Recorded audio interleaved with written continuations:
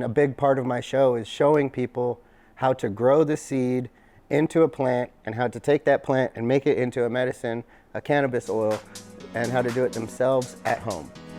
Hey everybody, my name is Mike Wise. I'm an activist, athlete, caregiver, and filmmaker.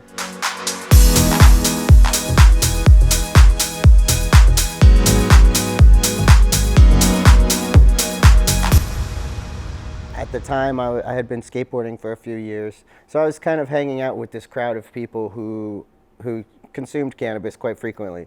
And just after enough time hanging around them, you know, a couple years, and seeing them use it and realizing that they're not turning into some crazy, insane monster person that just wants to commit crimes, you know, after seeing them day after day using it, and I realized, oh, okay, maybe it's okay, it's something I can try. Cannabis helped me to kind of think more freely and to kind of have the thirst and the desire to want to research things and to not this. Once you kind of figure out you've been lied to once, you want to know what else you've been lied about. 99% of the news stations are owned by a handful of people. It's like 6 or 7 people, and they're all for-profit media. They're not interested in providing you with a clear, truthful, unbiased message. All of their messages have something behind them because that's the reason why they're telling you them. So until people can kind of realize this and think for themselves, I think then we'll get cannabis legalized on more of a wider scale. The Mike Wise Show, it started as a real on-air radio show.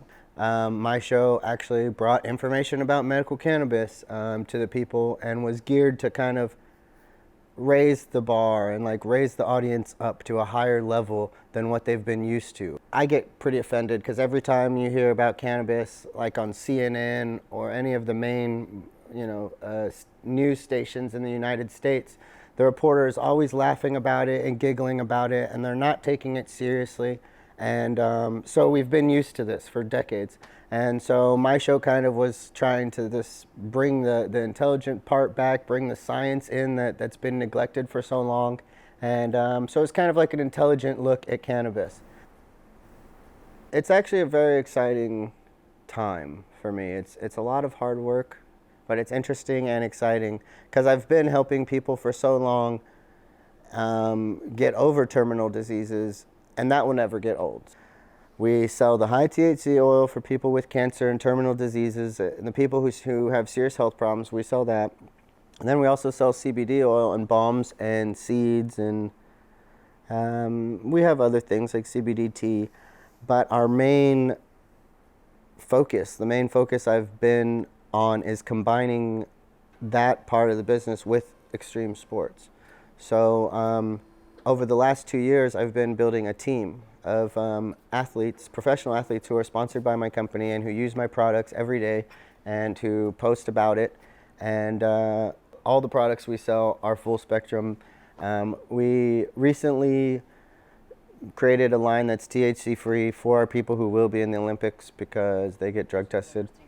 But yeah, it's very exciting to me to kind of merge my life with my activism and to do it in a very public way that hopefully inspires other people to do the same thing, because what we're doing is not bad and everyone should be able to do it. Learning social media and how to use it effectively in a way that reaches as many people as I possibly can, being an activist without a budget. So trying to learn that has been the toughest part of what I've been doing. Thankfully, I haven't really had too many legal issues, which of course would be another difficulty. I've had a few, but they've been all things that I can handle. In my past, I've actually had to spend about 2 years in jail with cannabis-related charges being involved. So I kind of know what the consequences are. I know what I'm doing is not bad. So I just want other people to do it, because if more and more people got the message and more people did this, then eventually we'd break through the political red tape and the boundaries to make it where it is no longer a crime and where people no longer have to go to jail and kind of go through the misfortunes I had. When you think about it, I didn't choose many of these things. I didn't vote on many of these laws. They are already in place before I was born. So I had no choice. I didn't get to democratically be a part of the process of making that legal or not. So it's this very frustrating, challenging landscape to be involved in that's kind of like on the border of the cannabis industry, where like I'm not really accepted in the industry and I'm not really outside the industry. I'm just on this border of it. Honestly, if this one person is better from cannabis, then the world is a better place. And now there's thousands and tens of thousands and maybe hundreds of thousands of people who are using cannabis medicinally.